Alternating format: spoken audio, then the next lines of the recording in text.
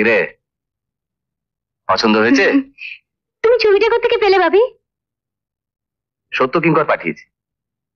সত্য কিঙ্কর বাবু ছবিটা তো পাঠালে, কিন্তু ছবিটা যার তাকে পাঠাচ্ছে না কেন? ব্যস্ত হচ্ছ কেন বলো তো? ঠিক পাঠাবেন। না না, আমি কালই টেলিগ্রাম করে দিচ্ছি। এগ্রিমেন্ট আছে মা, কথা নড়চড় হলে কি চলে?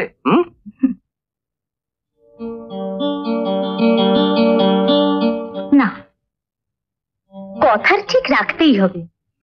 সুপ্রসন্ন, হ্যাঁ বাবা। রেজাল্ট বেরোবার পর কদিন তো বেশ বিশ্রাম আর আনন্দে কাটলো। এবার সংসারের দিকে একবার তাকাও। হ্যাঁ শোনো, তোমার একটা বেশ ভালো কাজের ব্যবস্থা আমি করেছি। চাকরি? ভেবেছিলাম ডক্টরেট করব। তাতে দুটো ডানাই গলে।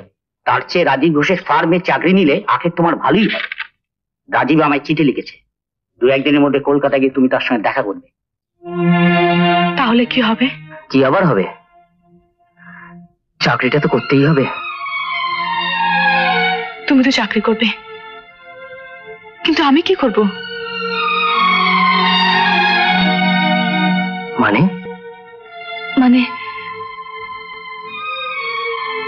আমার শরীরটা ঠিক ভালো যাচ্ছে না। কদিন ধরে তোমাকে বলবো বলবো ভাবছি। রমা, আরে দেব, তুমি ওই নিয়ে একদম ভেবো না। আমি ওখানে গিয়েই একটা থাকার বন্দোবস্ত করে তোমায় নিয়ে যাব। মাকে কিছু বলতে পারিনি, 2 দিন পর তো জানতে পারবেই। কলকাতায় গিয়ে কোথায় উঠছো, কোন কোম্পানিতে কাজ করছো, সব চিঠি লিখে জানিও। তুমি আমায় চিঠি দিও, তোমার চিঠির মধ্যে যেন তোমায় দেখতে পাই।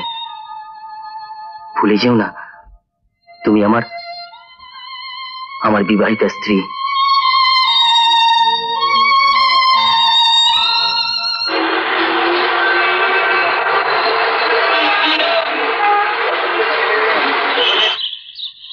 কি ব্যাপার মনোজ বাবু, অফিস নেই?